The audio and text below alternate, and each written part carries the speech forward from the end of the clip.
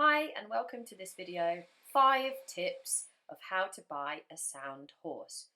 It's incredibly difficult these days to find the right horse, and soundness is hugely important.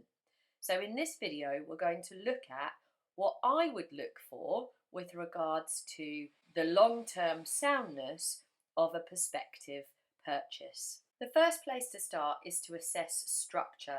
This means looking at either photographs or the horse live and looking at how the body is actually put together with regards to which muscles are active and which muscles are not. This will tell you how the horse is currently using its body. The horse's current state of muscle structure will tell you what needs to be developed, what has been overworking and underworking, and the potential risks these might have.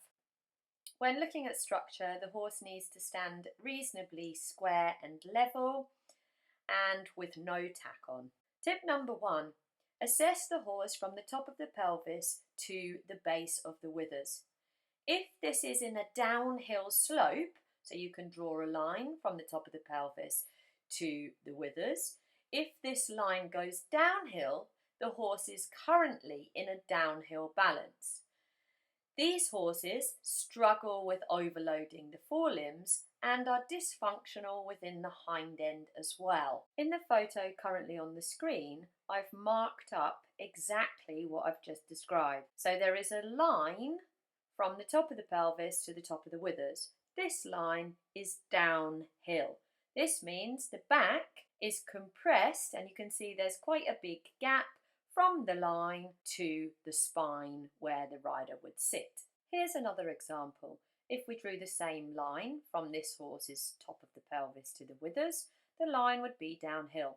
Another telltale sign in this case is the forelimbs are actually positioned towards the horse's back end and not directly underneath the shoulder blade. So the horse is actually tipping forward and weight bearing over the front end. This is important because where you're sitting is actually already in a negative angle. So the horse doesn't have the carrying capacity, so therefore long-term soundness is much more difficult. Tip number 2 is looking at the structure of the neck. In the picture on the screen, I've marked up the underneck.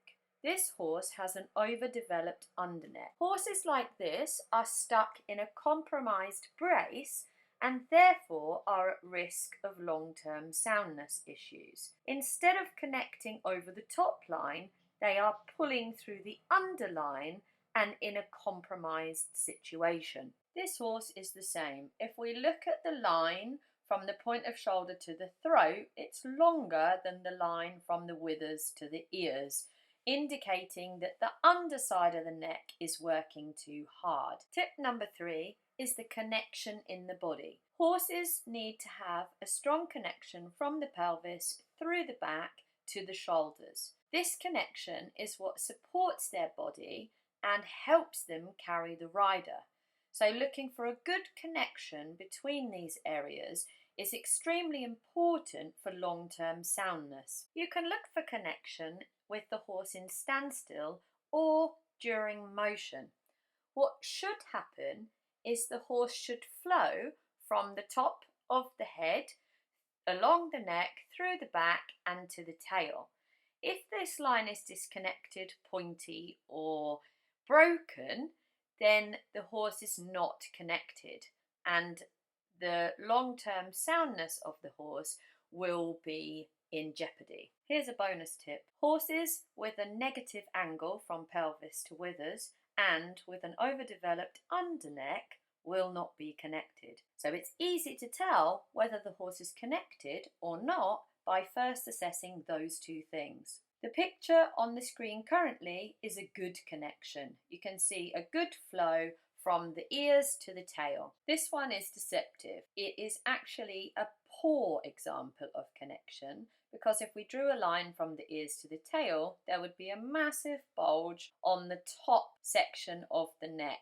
So this horse is not connected. Tip number 4 is assessing horses in motion. So when we're looking at a horse that's moving, What we're looking for is for the horse to remain soft, fluid and relaxed in the way that it's moving. Ideally, this should be done without the rider or perhaps on the lunge without tack. However, you can still spot these things with a rider on. So it's important to look for regularity, rhythm, and an even stride length, especially when looking at turns, changes of direction, and changes of gait. Any anomaly in these areas can indicate that the horse is struggling.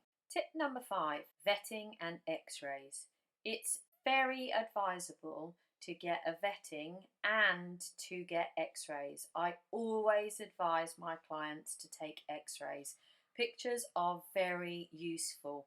Sometimes the vetting won't show things up that an X-ray will.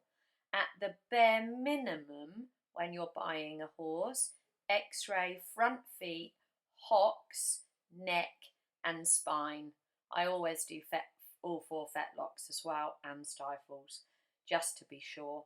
This will save an awful lot of heartbreak further down the line. I hope you found the video useful and I wish you all the luck in searching for your new equine partner. If anyone would like further advice or an assessment on a prospective purchase, please don't hesitate to contact me. I'll leave the website in the description below. It would be great if you've enjoyed this video to give it a thumbs up and to subscribe to the channel. Thanks for watching. See you in the next one.